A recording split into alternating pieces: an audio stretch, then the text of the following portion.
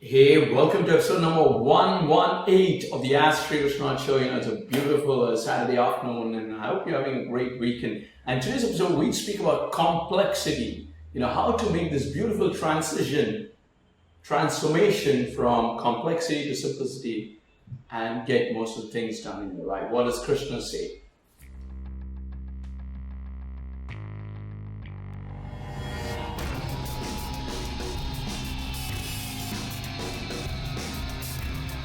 You ask questions and I answer them. This is the Ask Sri Vishwanath show. Today's question is from Tricia from Australia, and she asks, why do we complicate things so much? Why can't we make it easy, for us? Life seems like a burden, and why is it so easy for few people and such a burden for some? Why are we complicating? What is it that we can simplify? So, Tricia, that's a great question. In fact, the more it becomes clearer here, the more we go from knowledge to execution, or from complexity to simplicity. So it's always important that we get clarity. And clarity is not about knowing more things, but clarity is about knowing that which is needed to be done in the shortest possible steps. Okay, so if it takes 100 steps, you've got to do it. If it takes 2 steps, that's what it is, you see. So, and along with clarity comes obviously other things like, persistence, perseverance, and all that stuff. But clarity is the key. And so complexity, Richard Branson, he says that complexity is an evil, one of the evils, and I completely agree with him. He says that it's easy to complicate anything, but it's very difficult to simplify the important things of life. And that's the key. When those who simplify, they sort of win in it. So it's very important to take that complexity out and only, accept or only include a simplicity into your being, because only then will you be able to take action. So, Ramakrishna says that in order to do that, we've got to do a little bit of digging in the start. He says that, he gives an example of Ramakrishna Paramahansa, that let's say there's a money jar inside the earth, inside below the earth, and lots of pots of gold inside the earth. And so you got to do the digging with a spade initially. And so as you keep digging, suddenly you get when the spade hits the metal jar, where the money is kept, that click at that hit, and when you hear that sound, you get the first thrill of that, there's something here. And so you keep digging, and that first thing does something here. And that's when you dig a little bit more and dig a little bit more, and then you get complete, and then obviously the whole thing breaks up and you get all the gold, which is nothing but forming the gold image. And so the digging is necessary. So what is this digging? What are we supposed to dig and what? So here is what are the 3 things which make us go from complexity to simplicity. And here's what it is. So the digging, which Ramakrishna said, is about 3 things. First is, you get to be very clear about who are you. You see? Who are you? This is the most important question. And many people, they try to avoid it, saying, maybe it's not necessary through experience, we'll know that. Yes, that's what. We live the life whole and we even don't know, or we just sit. So who are you? Those guys who really do the greatest works of life and who live a wonderful life are the people who know who they are. Who are you? This question, they know it right from the start of the childhood, or maybe those are the men of God. Who are you? This is so clear. And some people, then they learn philosophy, then they learn various different things, and some people get stuck up to religion.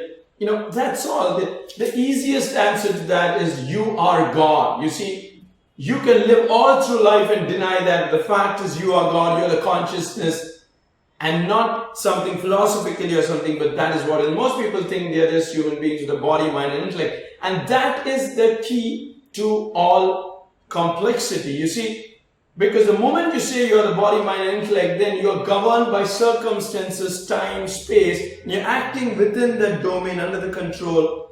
And though that might be a reality in terms of practicality, but the fact is, this is the reason it becomes complicated, because many times situations go out of control, and only because you feel you're the body, mind, and intellect, it completely changes when you're God. Not that problems will not exist, but we will answer the other questions. But this is the key. Who are you? If you got to answer that in one sentence, the greatest beings have answered that you are God.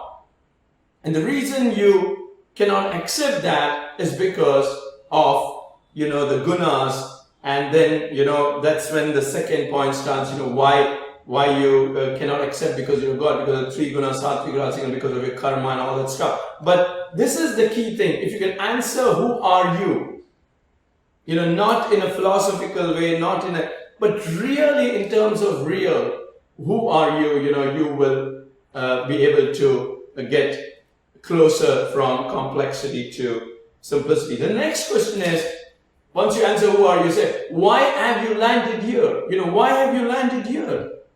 It's very important. Why have you landed here on this earth? And most people will say, well, we have landed here, whatever it is, that's not important. What are we going to do here? So some people say, they mistake their passion, their karma to be the purpose, and say, they want to be good to the world and, fix the problems of the world and all that stuff. And so it gets all screwed up there, because, you see, people mistake their passion to be the purpose. Why? Because they did not answer the first question properly. Who are you? So they say, why have you landed here? Is because to do good to the world.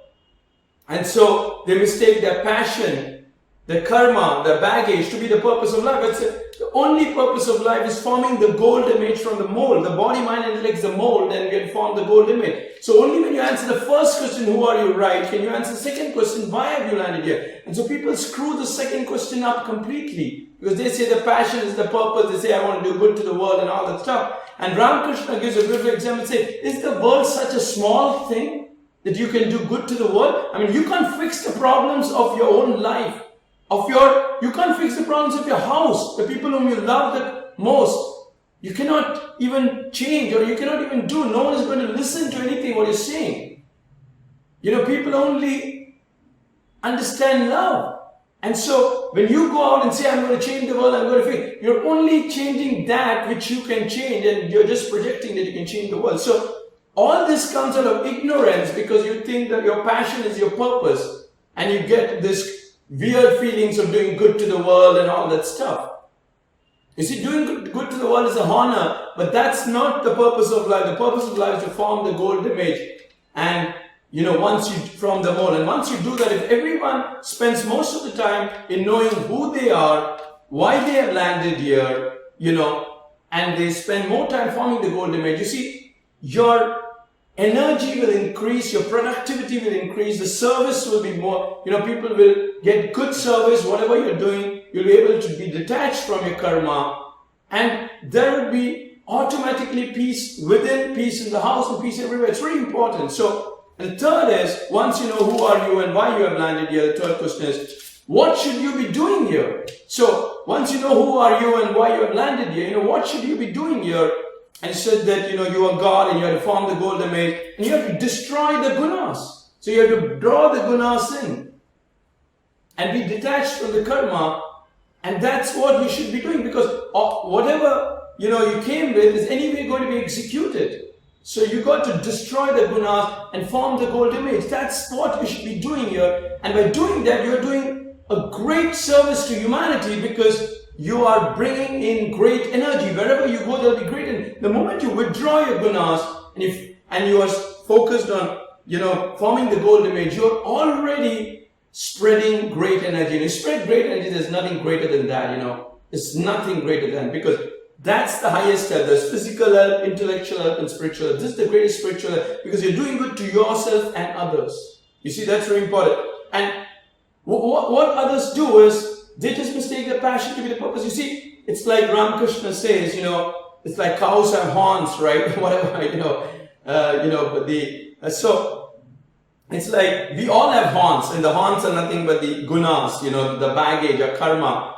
And we put the horns outside and we make it to work, because that's what is making it works on all sides, are done by the conscience of Prakriti. So these horns are outside, and this is the horn of power, pleasure, fame, greed, and all, whatever, all sattvic, rajasic, and tamasic, these are horns which make us work. And the key here is, we got to destroy the guna. That means we got to withdraw from the horns, because every time that the horns are outside, we'll be governed by the good and bad, pain and pleasure.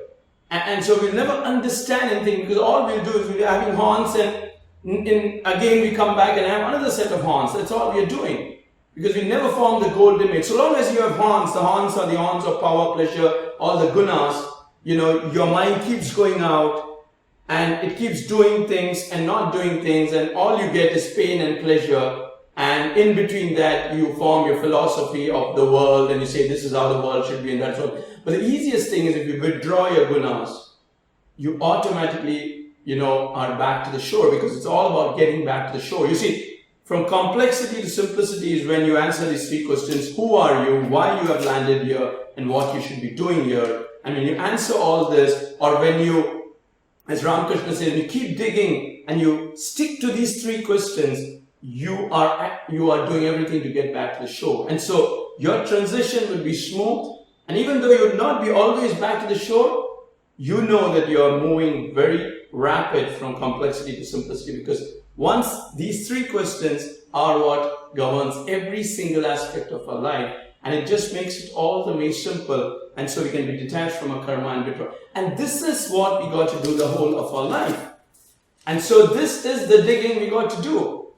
And the faster you do it, the more you'll strike the gold within, the gold jar. And once you do that, life will be very different and things will happen. So I hope I answered your question, Tricia. You keep asking questions and I keep answering.